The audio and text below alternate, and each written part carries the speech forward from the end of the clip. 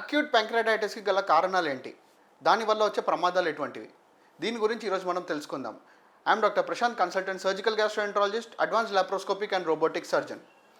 Acute pancreatitis అంటే pancreas గ్రంథి బాగా ఉబ్బిపోవడం అనమాట. సో దీనికి గల కారణాలు ఏంటి అంటే ముఖ్యంగా గాల్ బ్లాడర్ రిలేటెడ్ స్టోన్, అది ఎప్పుడైతే స్టోన్ కిందికి జారుతుందో ప్యాంక్రియాస్ దగ్గర వాపు వస్తుంది అనమాట. ఇది కాకుండా next most important cause alcohol. ఇవే కాకుండా వేరే ఇతరత్ర కారణాలు కొంచెం రేర్ కాజెస్ అనమాట.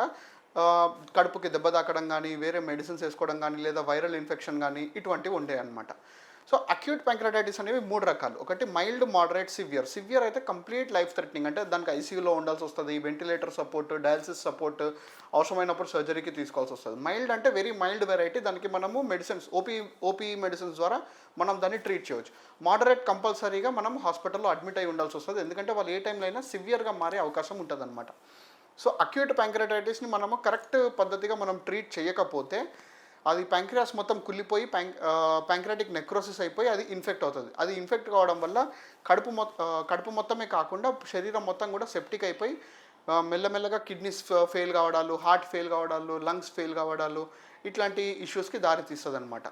సో దీనికి సర్జరీ అనేది లాస్ట్ ట్రీట్మెంట్ ఆప్షన్. ఎప్పుడైతే ప్యాంక్రియాస్ మొత్తం కుళ్ళిపోయి నెక్రోటిక్ అయిపోయి ఇన్ఫెక్ట్ అయిపోతుందో అప్పుడు మాత్రమే దాన్ని సర్జరీకి తీసుకుంటామన్నమాట. సో ప్యాంక్రెటైటిస్ని నెగ్లెక్ట్ చేయకుండా సరైన టైంలో మీరు హాస్పిటల్కి వెళ్ళి స్పెషలిస్ట్తో చూపించుకొని కరెక్ట్ ట్రీట్మెంట్ తీపించుకుంటే కనుక ఈ కాంప్లికేషన్స్, సెప్సిస్ ఇవన్నీ కూడా మనము అవాయిడ్ చేయవచ్చు.